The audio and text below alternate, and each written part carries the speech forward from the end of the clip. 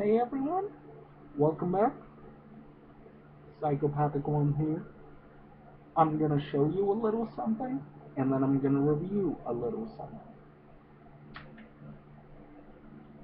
This is Rob Zombie, uh, a fan favorite by a lot of people, definitely people from the 80s and 90s. I consider him one of the masters of shock value. Of course, give credit to Marilyn Manson too. Well, Rob Zombie, one of my favorite singers of all time. White Zombie, Rob Zombie, it all works. Here's Halloween, one of my all-time favorite horror movies. Um, not as much as Jason, but I still like Halloween. I love Halloween, one of my all-time favorites.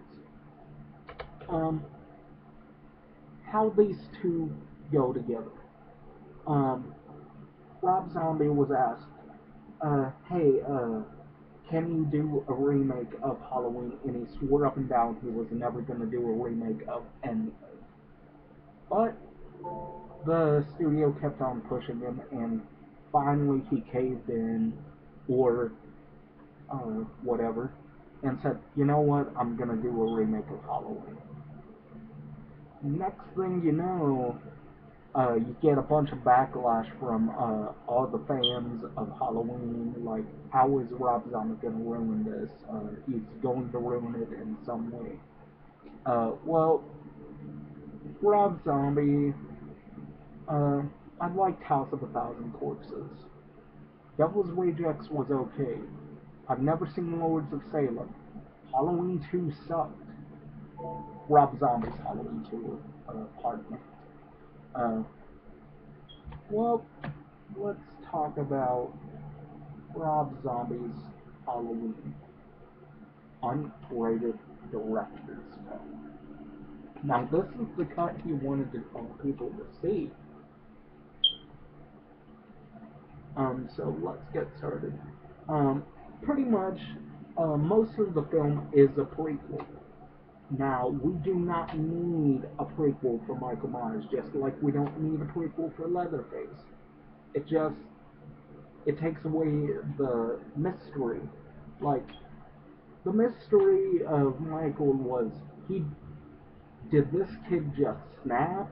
He looked like a normal little boy, but did he just snap or something? But in Rob Zombie's Halloween, they made him a uh, white trash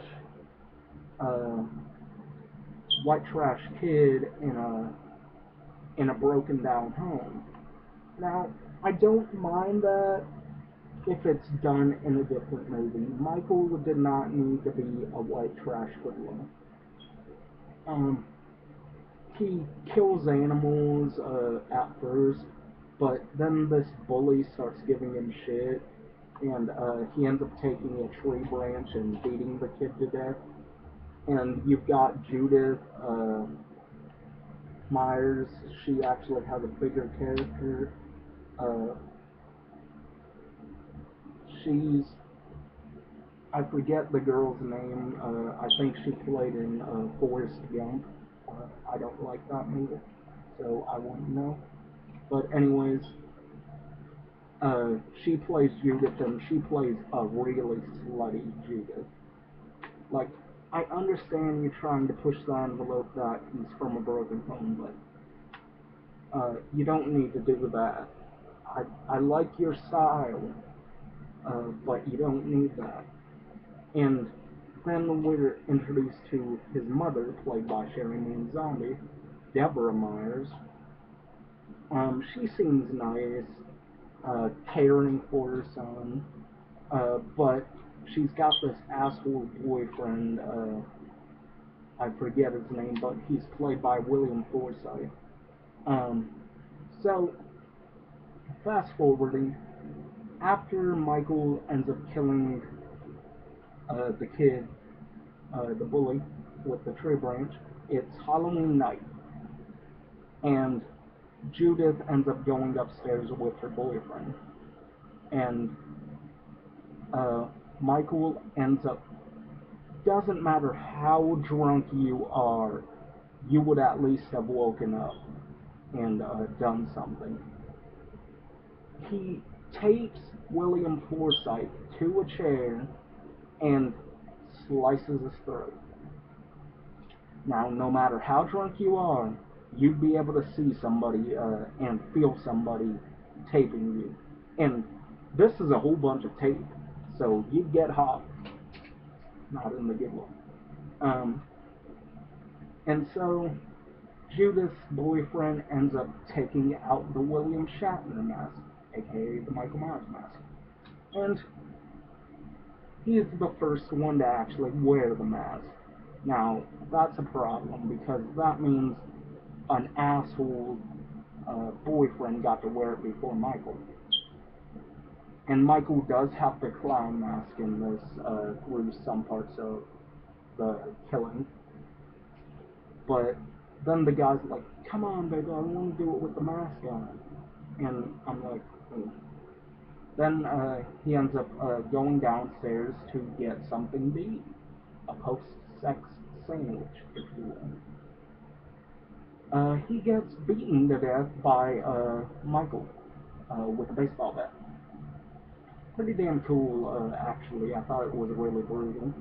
Then he goes upstairs, pretty much fills up his sister, like feeling her leg, and she thinks it's her boyfriend. Looks at Michael. Michael's wearing the mask, and it looks silly. And he ends up repeatedly stabbing her, like brutally stabbing her. Now, I will admit, Michael is damn brutal in this movie. And then we cut to like a sepia tone uh, camera. Deborah Myers is crying, and Shaman Zombie is crying and whatnot, and Michael gets sentenced to life in a mental institution. And it happens that his doctor is Dr. Loomis, played by Malcolm McDowell. Now, here's where most of the movie takes place. It takes place mostly in the mental institution, um, Smith's Grove, and um, it's just them going back and forth over a matter of a couple of years, and then finally uh, a nurse comes in, and first Michael's mom brings in a picture of Boo, or Angel, uh, which would become Laurie Strode, Scout Taylor-Compton. Um, she brings in the picture, he's looking at it, and then a nurse comes in and looks at it too and says, cute baby, couldn't be related to you. And Michael takes a silverware not knife, silverware fork and jams it into her neck. Now, why on earth would you give a kid who killed uh, his sister, her boyfriend, a bully, and his stepfather? Why on earth? Well, not really stepfather, mom's boyfriend. But why on earth would you allow them to have metal silverware forks? Like, come on now. Like, have like a plastic fork, because I know I've been to hospitals more than once. Never a mental hospital, thankfully. But I've been to hospitals. They always give you a sport, uh, like a plastic sport. So, yeah. So that happens. They end up taking off his mask. He's screaming at his mom, and it cuts to uh, Deborah Myers, Shaman Zombie, laying on the couch crying with Baby Boo in the background, and she shoots herself. Now we don't see her shoot herself; we just hear it. And then the baby ends up crying, and then it's 15 years later. And here's where we get the unrated director's cut part. A rape scene. A brutal rape scene involving two rednecks going into Michael's room, raping the girl right in front of Michael, and they end up touching his masks, and Michael doesn't like his masks being touched. And he takes both of them. He kills both of them. One he kills right there in the room, chokes him to death, I think. And the other one he smashes the guy's head repeatedly on the wall. And then he kills Danny Trejo, who was one of the staff members at Smith's Grove, uh, pretty much Michael's only friend.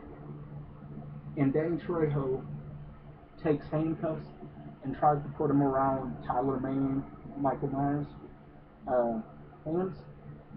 Michael or Tyler Mane ends up grabbing Danny Trejo and pretty much drowning him, taking him out just long enough to speak, and drowning him some more, drowning him until he bleeds, and then he takes him out and then throws the TV on him. So, yeah.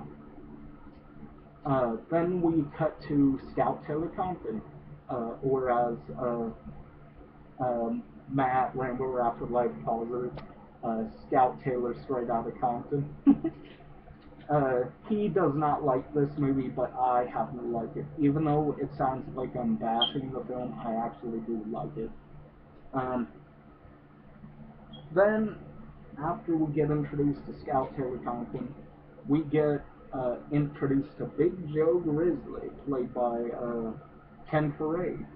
Most people remember Ken Foree from Dawn of the Dead and Leatherface Texas Chainsaw Massacre 3. He also played Kenan and Kel's dad on the show Kenan and Kel. Well, he's there, and he is in the bathroom taking a shit and looking at a porno mag. Well, Michael ends up knocking on the door a couple times, and then Ken Foree's character ends up taking a knife, uh, and Michael ends up coming into the stall, and he stabs Ken Foree with his own knife, and he takes the jumpsuit. And then Michael ends up going straight to his house, getting the mask, and getting the knife he killed his sister with. And then from there, it turns into a regular remake. Uh, some scenes are taken right from the original. Some parts have full frontal female nudity. Man, alliteration, man. Gotta love it. But Danielle Harris plays the role of Annie, the same girl from the first movie, the one who got choked in the back of, while Michael was in the back of the car, she got choked to death. Um, and Michael, there's no way in hell Day Birch is the kid's name, could have turned into Tyler Mane. It just wouldn't be possible unless he really worked out and he got fed a lot of food. But other than that, no way. But the film, the film is ridiculous, but I couldn't help but like it. Um, the death scene involving the guy in like the sheep gets killed exactly the same way as in the original. And here's the one thing, one of many things I disagree with Rob Zombie about with the original film.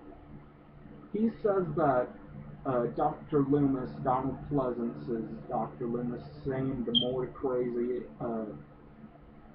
more crazy than Michael Myers and sounded like a homeless lunatic. Nah, he did not. He, the reason he was the way he was because he wanted to get Michael as far back away from uh, people before he killed again. So he wasn't crazy. And then uh, then Rob Zombie complained about, oh, how was Michael able to drive in the original one? Did it matter? No, it did not. So instead, they had Michael walk all the way to Haddonfield. Uh, so I'm like, really? There's no way Michael could have made it all the way to Illinois, Haddonfield, from the sanitarium, uh, and knowing right where to go. So, yeah. But I thought the movie was cool. Uh, well, not really cool, but I thought it was brutal. I did like Scout Taylor-Compton's performance as Laurie Strode, even though she annoyed me a little bit. But I liked her.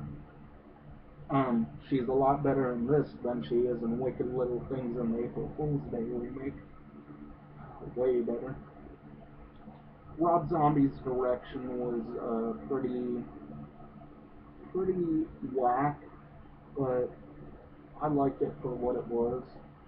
Um, the DVD comes with a bunch of features, an alternate ending, deleted scenes with optional director's commentary, Loopers, The Many Masks of Michael Myers, which is a documentary on the mask, Reimagining Halloween, which is talking about Rob Zombie's vision of it, Meet the Cast, where you get to see all the cast members, casting sessions where it's the auditions for each cast member.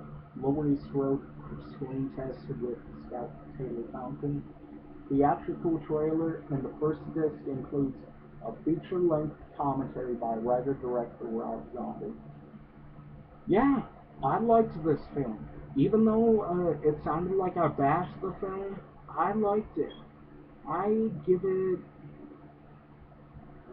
7 out of 10. I liked it. Not as much as I liked the original. Doesn't even come close. But I liked it. Halloween unrated director's cut. I did not need to see a woman being raped. But Malcolm McDowell, I think, did a good job. Scout Taylor-Compton did a good job. Tyler Mane played a pretty damn cool Michael Myers. I like him better in this one than I do in Halloween H2, where he barely wears the mask. Um, Daya Birch, he's a taken or leave him type of actor. And it says one of the most frightening stabathons of recent years. Kyle Smith, New York Post, are you high? There are some pretty good movies that came out in 2007, but this isn't the most frightening. This is far from frightening. It's brutal, I'll give it that, but it's not frightening. So 7 out of 10. Uh, Hopefully you all liked my review. If you disagree, we agree to disagree. If you like the film too, that's cool. If you don't like it, again, that's cool too. But I personally liked it. And I'm not just saying that because I'm a Rob Zombie fan, because there are plenty of Rob Zombie fans who do not like this movie. But I will take this over Halloween H2, Rob Zombie's H2. So, anyways, I'll be catching you later. Happy Halloween, and don't rot your teeth out of your brains.